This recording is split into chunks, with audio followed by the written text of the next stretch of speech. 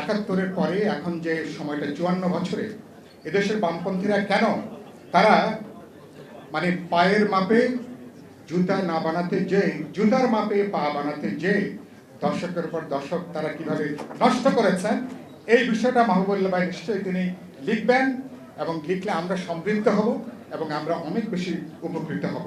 মাহবুবুল্লাহ ভাইয়ের গুরুত্বপূর্ণ যে আত্মজীবনীমূলক গ্রন্থ আমার দুটো, তিনি আমাদের ২৪-এর গণজাগরণ গণ অভ্যুত্থান সম্পর্ক তিনি বক্তব্য দিয়েছেন।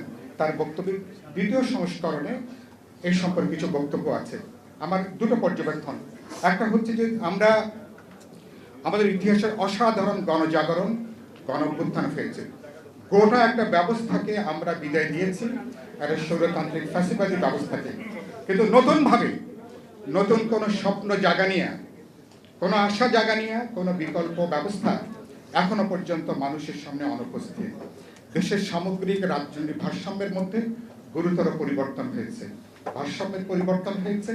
যারা এই ভারসাম্য পূরণ করবার চেষ্টা করছেন এবং দেখছি একটা ফ্যাসিবাদকে বিদায় দিয়েছি, কিন্তু আরেকটা নানা নামে, কখনো ধর্মের নামে, কখনো জবরদস্তি করে, বল প্রয়োগ করে, জবরদস্তি করে একটা উগ্র আমাদের যে বহুত্ববাদী সমাজ, যে সমাজে আমরা ধর্ম বর্ণ নির্বিশেষে বহুত্ববাদী সংস্কৃতি নিয়ে শত শত বছর যে বাস করার ঐতিহ্য, আবার দেখছি নতুন করে চাপিয়ে দেওয়া, বল প্রয়োগ করা, জবরদস্তি করা।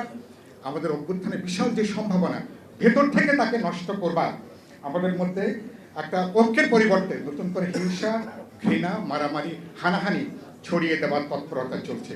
মাহবুবুল্লাহ ভাই ব্যাপারে কিছুটা তিনি আলোকপাত করেছেন। মাহবুবুল্লাহ ভাই নিশ্চয়ই এগুলো নিয়ে তিনি পরের বার লিখবেন। শেষ কথা হচ্ছে যেটা, আমরা এখন যে পরিস্থিতির মধ্যে আছি, বাংলাদেশে আগামী নির্বাচনের মধ্যে দিয়ে আমরা যাচ্ছি, মাহবুবুল্লাহ এটা নিয়েও তার একটা বড় মনোযোগের জায়গাটা। এই নির্বাচন এখন এক পক্ষ রাজনীতির মাঠের মধ্যে নাই, আরেক পক্ষ আমরা অভ্যুত্থানের পক্ষজনরা রাজনীতির মধ্যে আছি। আমরা আমাদের মধ্যে যদি আমরা ১৭ বছর ধরে যে নির্বাচন অপেক্ষা করছি, অবাধ, নিরপেক্ষ, বিশ্বাসযোগ্য, প্রতিদ্বন্দ্বিতা কোনো নির্বাচন হবে, এই নির্বাচন কোনো কারণে যদি বিতর্কিত হয়, আবার জবরদখলে পর্যবেসিত হয়, ১৭ বছর ধরে আমরা যে নির্বাচনের জন্য অপেক্ষা করছি, এটা প্রশ্নবিদ্ধ হবে, পার্লামেন্ট প্রশ্নবিদ্ধ হবে, আগামী সরকারও কিন্তু তারা কিন্তু নানাভাবে কিন্তু বিতর্কিত হয়ে পড়ার ঝুঁকি থাকবে।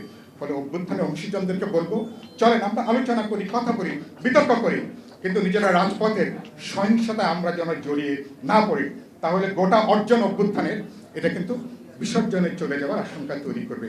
আশা করি সবাই আমরা দায়িত্বশীল আচরণ করব। সরকার, নির্বাচন কমিশন, রাজনৈতিক জনগণ, এটা একটা যৌথ অর্কেস্ট্রার মতন। এই যৌথ অর্কেস্ট্রা করে বিএনপি সবচেয়ে বড় দল হিসাবে বিএনপির জন্য এটা অনেক বড় দায়িত্বের প্রশ্ন আছে। যে যাত্রাটা শুরু করেছে, গোটা রূপান্তরে যে জাতীয় ঐক্যটা বিএনপির নেতৃত্বে গড়ে উঠেছিল, চোখের মনির মতন করে ঐক্যটাকে ধরে রাখা দরকার। কারণ আগামীতে সংস্কার, কমপক্ষে একটা ডেমোক্রেটিক একটা ট্রান্সফরমেশন পর্যন্ত এই ঐক্যটাকে ধরে রাখা দরকার। না হলে কিন্তু সমূহ বিপদ, আমছাড়া সবই কিন্তু যাওয়ার জোগাড় হবে। মাহবুবুল্লাহ ভাইকে শুভেচ্ছা এবং অভিনন্দন। তিনি আরো ১০, ১৫, ২০ বছর তিনি আমাদের মধ্যে লিখবেন। তিনি সুস্থ থাকবেন।